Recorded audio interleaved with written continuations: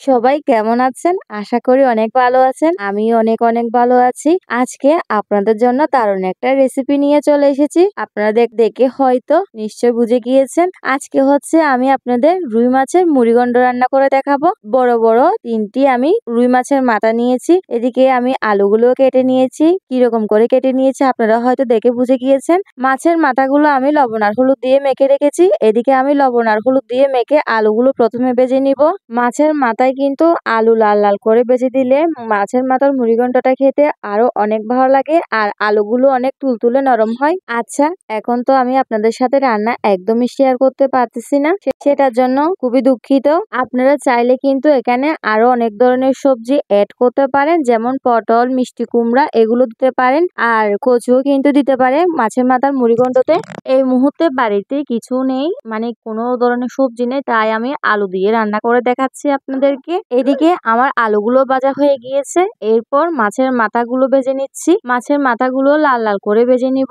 মাছের মাথাগুলো ভেজে নিলে হয় কি, যে মাছের গন্ধটা লাগে ওই মাছের গন্ধটা আর লাগবে না, খেতেও ভালো লাগবে। এদিকে তো আমি আদিত্যর জন্য ভালো করে বয়েসে দিতে পারছি না, ও আমাকে খুবই বিরক্ত করতেছে। মাথাগুলো আমি লাল লাল করে ভেজে নিয়েছি, আপনারা দেখে হয়তো বুঝতে পারছেন। এবার রান্না করার পালা। এবার একটা গ্যাসে কড়াই বসিয়ে দিয়েছি। কড়াইতে পরিমাণ মতো তেল দিয়ে দিয়েছি। তার আমি আগে থেকে পেঁয়াজগুলো কেটে রেখেছিলাম, পেঁয়াজগুলো দিয়ে লাল লাল করে এবার ভেজে নিব। এদিকে আমি ব্লেন্ডারে আদা, রসুন, পেঁয়াজ আর জিরা একসাথে কিন্তু ব্লেন্ডার করে নিয়েছিলাম। এবার আমি ওগুলো দিয়ে দিচ্ছি। আপনারা দেখে নিশ্চয় বুঝতে পারছেন পেঁয়াজগুলো আমি একদম লাল লাল করে ফেলেছি। এবার আমি 1 থেকে 2 মিনিট আদা রসুন গুলো ভালো করে তেলের সাথে ভেজে নিব।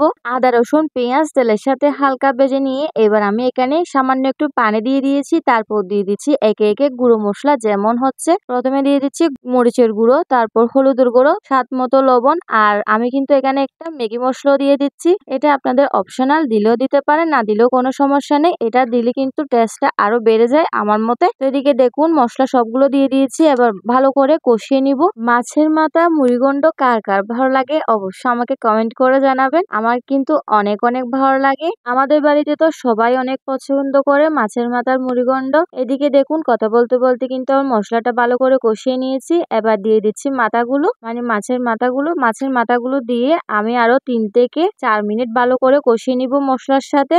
আর মাছের মাথাগুলো আমি হালকা করে একটু ভেঙে দিচ্ছি।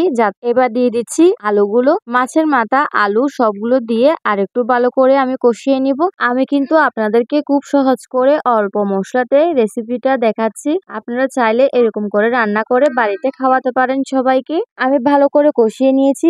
এবার কয়েক টুকরো টমেটো দিয়ে তারপর দিয়ে দিচ্ছি পরিমাণ মতো পানি। আমি পানিটা কিন্তু খুবই অল্প দিচ্ছি। এদিকে দেখুন আমার তরকারিটা কিন্তু হয়ে গিয়েছে। বাড়িতে তো সবাইকে অনেক অনেক নাম করলো। আচ্ছা, আমি আরেকটা কথা বলি, আজকের তরকারিতে কিন্তু আমি একটু ঝালটা বাড়িয়ে দিয়েছি।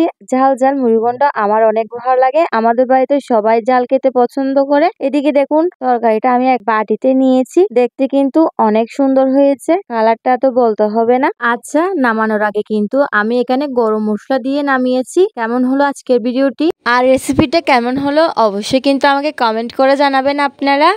আর চ্যানেলটি অবশ্যই কিন্তু ফলো দিয়ে রাখবেন, যাতে এরকম সুন্দর সুন্দর রেসিপি দেখতে পারেন।